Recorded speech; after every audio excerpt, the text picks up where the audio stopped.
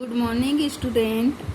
आज हम लोग निषेचित पुष्प के विकास पढ़ेंगे, डेवलपमेंट इन फर्टिलाइज्ड फ्लावर। इससे पहले हम लोग निषेचन की प्रक्रिया पढ़े, उसके प्रोसेस पढ़े कि कैसे स्टेप उसका आगे बढ़ता है और कैसे निषेचन की प्रक्रिया पूर्ण होती है। आप लोग निषेचन की प्रक्रिया तो पढ़ लिए हैं। आज हम लोग जो निषेचित पुष्प होते हैं उस निषेचित पुष्प का विकास कैसे होता है, उसमें भ्रूण का विकास कैसे होता है उसको पढ़ेंगे। तो इसमें दो प्रकार से होता है, एक होता है भ्रूणपोष का विकास और दूसरा होता है भ्रूण का विकास। तो सबसे पहले हम भ्रूणपोष का विकास पढ़ेंगे, development of endosperm, development of endosperm. ठीक है, तो आप लोगों ने देखा कि फर्टिलाइजेशन की जो क्रिया होती है उसमें दो मेल गैमेट्स बनता है ना, एक सेकेंडरी मेल गैमेट्स और एक प्राइमरी मेल गैमेट्स। तो जो सेकेंडरी मेल गैमेट्स होता है द्वितीयक नर युग्मक होता है, वो द्वितीयक नर युग्मक किससे संयुग्मन करता है? सेकेंडरी न्यूक्लियस से ना, द्वितीयक केंद्रक से। जो द्वितीयक नर युग्मक होता है वो द्वितीयक केंद्रक के साथ क्या करता है? संयुग्मित करता है, और संयुग्मन करके वो क्या बनाता है? त्रिगुणी संरचना बनाता है। और यही जो त्रिगुणी संरचना होती है यही भ्रूणपोष एंडोस्पर्म का निर्माण करते हैं। एंडोस्पर्म भ्रूणपोष का टाइप्स होती है। जैसे फर्स्ट है स्वतंत्र नाभिकीय भ्रूणपोष, प्री न्यूक्लियर एंडोस्पर्म। ठीक है, इसमें क्या होता है, ये किसका डायग्राम है? एंडोसेक का, जिसमें दो जाइगोट बनता है। फर्स्ट है जो एक सेल के साथ संयुग्मन करता है मेल गैमेट्स, जो जाइगोट बनाता है, और सेकेंड जो होती है वो द्वितीयक नर युग्मक द्वितीयक केंद्रक के साथ संयुग्मन करता है, जिसे हम प्राइमरी एंडोस्पर्म न्यूक्लियस कहते हैं। तो भ्रूणपोष का विकास किससे होता है? प्राइमरी एंडोस्पर्म से होता है। ठीक है, ये प्राइमरी एंडोस्पर्म विभाजित होती है और दो न्यूक्लियस बनाती है। फिर इसमें विभाजन होता है, बहुत सारा न्यूक्लियस बनता है, फिर इसमें विभाजन होता है और बहुत सारे न्यूक्लियस का ये निर्माण करता है। और फिर जब बहुत सारे न्यूक्लियस इसमें बन जाती है तो बीच में रिक्तिकाएं, वैक्यूल्स का निर्माण होता है, और बाकी पूरी जो न्यूक्लियस होती सेल होती है वो परिधीय क्षेत्र में, किनारे के क्षेत्र में व्यवस्थित होते जाता है। और जो प्रथम सेल होता है जाइगोट, वो एम्ब्रायो का भ्रूण का विकास करते जाता है। इस प्रकार से ऐसी एक रचना बना लेती है जिसमें बहुत सारे न्यूक्लियाई विभाजित होकर बनते जाती है। इस प्रकार ये स्वतंत्र रूप से बार बार विभाजन होते जाता है, जिसको स्वतंत्र नाभिकीय भ्रूणपोष कहते हैं।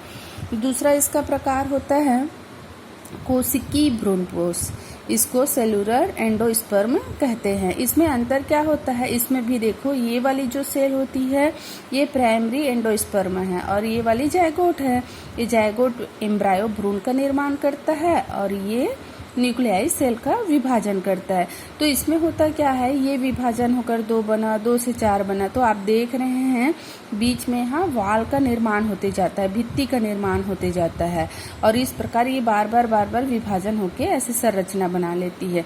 इसको कहते हैं कोशिकीय भ्रूणपोष, सेलुलर एंडोस्पर्म। इसमें अंतर यही है कि इसके सेल के बीच में भित्ति का निर्माण होते जाता है।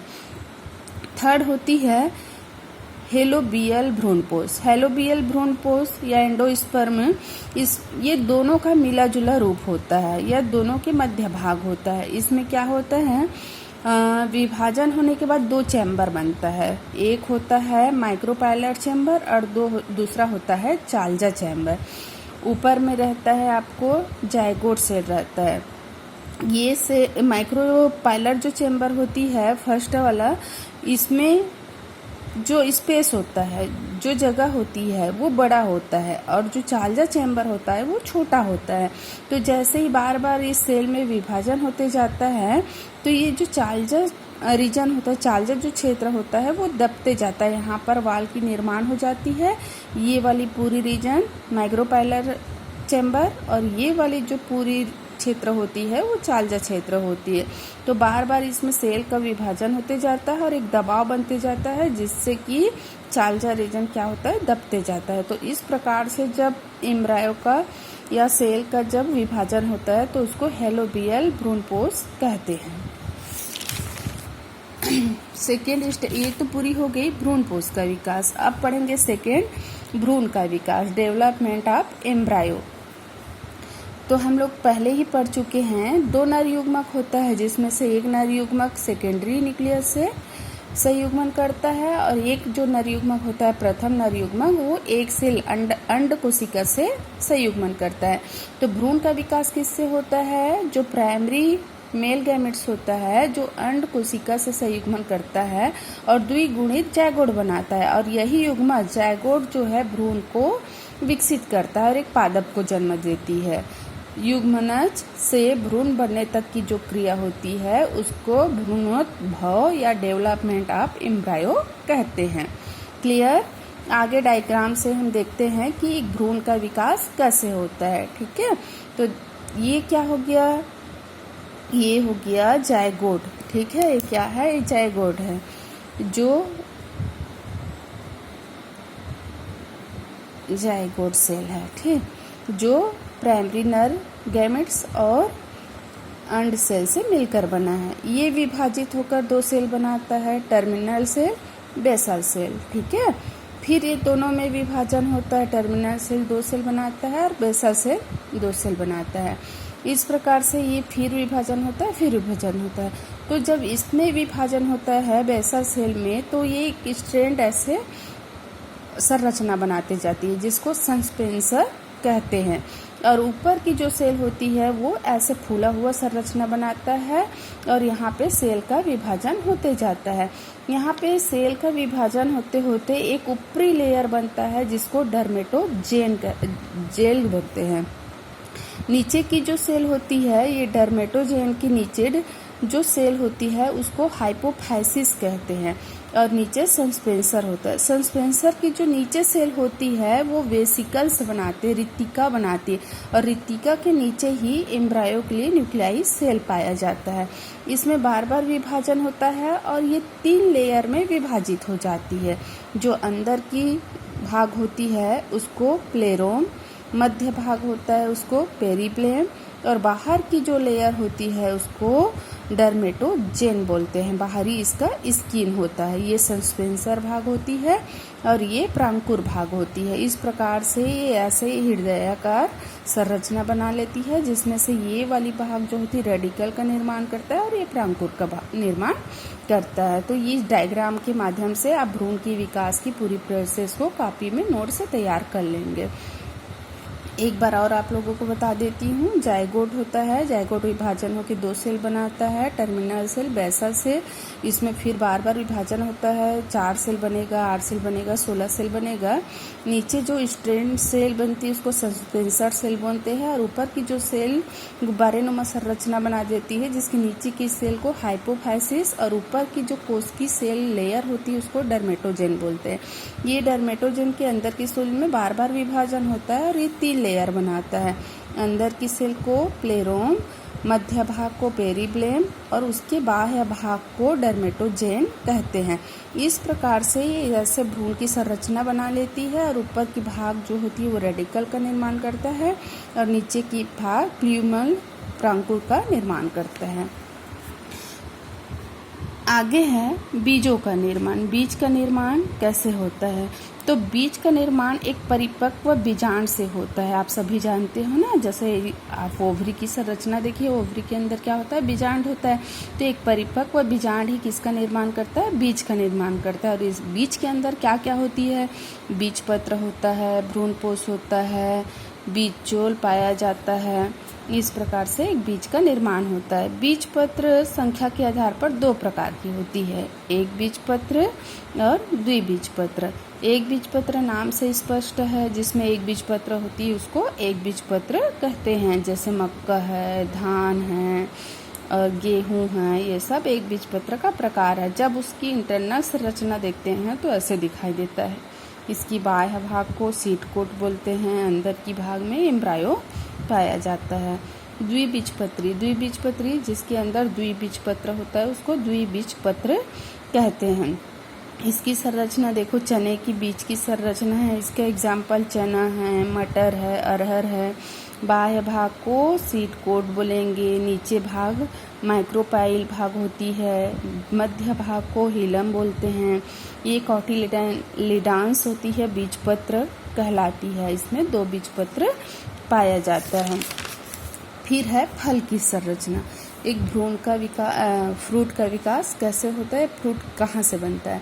तो फर्टिलाइजेशन के बाद अंडाशय ओवरी परिवर्तित होकर फल का निर्माण करते हैं। फल का निर्माण किससे होता है, ओवरी से होता है, और बीज का निर्माण बीजांड से होता है। अर्थात परिपक्व अंडाशय को फल कहते हैं। देखो, जैसे एक फ्रूट है, आम का फ्रूट, तो ये 3 भागों से मिलकर बना होता है। सबसे बाह्य भाग को एपिकार्प, मध्य भाग को मेसोकार्प, आंतरिक भाग को एंडोकार्प कहते हैं, और इसके अंदर में बीज पाया जाता है। फिर आते हैं पौधों में प्रजनन की कुछ विशिष्ट विधियाँ। कुछ विशिष्ट विधि द्वारा प्रजनन होती है, जैसे है फर्स्ट है अनिषेक जनन। प्रजनन की वह विधि जिसमें मादा युग्मक बिना निषेचित ही भ्रूण तथा नए पादप का विकास कर देता है, जिसको अनिषेक जनन कहते हैं। देखो, यह नाम से स्पष्ट है ना, अनिषेक जनन। तो क्या होता है, प्रजनन की वह विधि जिसमें मादा युग्मक बिना निषेचन की क्रिया से ही भ्रूण या नए पादप का विकास करता है या निर्माण करता है, उसको हम क्या बोलेंगे, अनिषेक फलन। केला, सेब, अंगूर इसका एग्जाम्पल है। फिर आता है बहुभ्रूणता।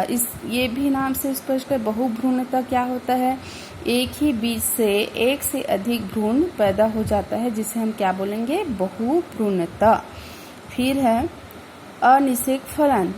अनिषेक फलन, निषेचन के बिना फलों का विकास करना क्या कहलाएगा, अनिषेक फलन कहलाता है। या अनिषेक फलन से उत्पन्न फल में बीज नहीं पाया जाता है। आगे है बीजों का प्रकीर्णन। प्रकीर्णन क्या होता है, किसी भी बीज या फल का एक स्थान से दूसरे स्थान पहुंचना और वहां पर उसका पैदावार होना प्रकीर्णन कहलाता है। पौधों द्वारा किसी संकट का सामना करने के लिए विशेष युक्तियां अपनाई जाती है, जिसके तहत वे अपने फल तथा बीज को दूर दूर तक फैलाते हैं, जिसे बीजों का प्रकीर्णन कहते हैं। बीज का एक स्थान से दूसरे स्थान जाकर उत्पन्न होना क्या कहलाएगा, बीजों का प्रकीर्णन। इसका भी प्रकार होता है, जैसे वायु के द्वारा प्रकीर्णन, जंतु के द्वारा प्रकीर्णन या जल प्रकीर्णन। विस्फोटक देखते हो ना, वायु के द्वारा प्रकीर्णन में कैसे होता है, कभी बीज हल्की होती है या बीज में रुएं युक्त होती है, तो हवा के माध्यम से बीज उड़कर एक स्थान से दूसरे स्थान चले जाता है और वहां पे जाके वो बीज अंकुरित होकर एक नए पौधे का निर्माण करते हैं। तो इसको क्या बोलेंगे हम, वायु के माध्यम से प्रकीर्णन। फिर जंतु के माध्यम से, जंतु देखते हो ना कई प्रकार की, जैसे चिड़िया है या फिर मंकी है या कई प्रकार की और जंतु है जो फ्रूट को एक स्थान से, एक पौधे से तोड़ लिया और उसको दूसरे पौधे या दूसरे जगह में जाके खाने के बाद बीज को वहाँ पे गिरा देते हैं, जिससे वो उस स्थान में अंकुरित होकर नए पौधे का निर्माण कर देते हैं। तो दूसरे स्थान से उस बीज का दूसरे स्थान में जाना जंतु के माध्यम से और वहाँ अंकुरित होकर एक पौधे का निर्माण कर देना क्या कहलाएगा, जंतु प्रकीर्णन। जंतु के माध्यम से एक स्थान से दूसरे स्थान पर पौधे का जाना या बीज का जाना। फिर है जल प्रकीर्णन। जल के माध्यम से जब बीज एक स्थान से दूसरे स्थान चले जाता है और वहां पे जाके अंकुरित होकर एक नए पौधे का निर्माण करता है, तो अब हम उसको क्या बोलेंगे, जल प्रकीर्णन। अधिकतर ये नारियल के पेड़ में या नारियल के बीजों में इस जल के माध्यम से प्रकीर्णन होता है। फोर्थ है विस्फोटक। विस्फोटक क्या होता है, फटना, विस्फोट होना। तो देखते हो ना कई प्रकार के फल, जैसे भिंडी है, मटर है, जब अधिक परिपक्व हो जाता है और सूख जाता है तो क्या हो जाता है, फट जाता है, चट से जिसमें आवाज आती है फटने के बाद। और जब फटती है ये फल तो उसकी बीज क्या होती है, क्या वहीं पर गिरती कि दूर दूर छिटक जाती है, दूर दूर छिटक जाती है ना, और दूर जाने के बाद जो बीज जहाँ पे गिरता है वहाँ पर अंकुरित होकर एक नए पौधे का निर्माण कर देता है। तो इस प्रकार से बीजों का एक स्थान से दूसरे स्थान जाकर अंकुरित होकर नए पौधे का निर्माण करना ही क्या कहलाता है, बीजों का प्रकीर्णन।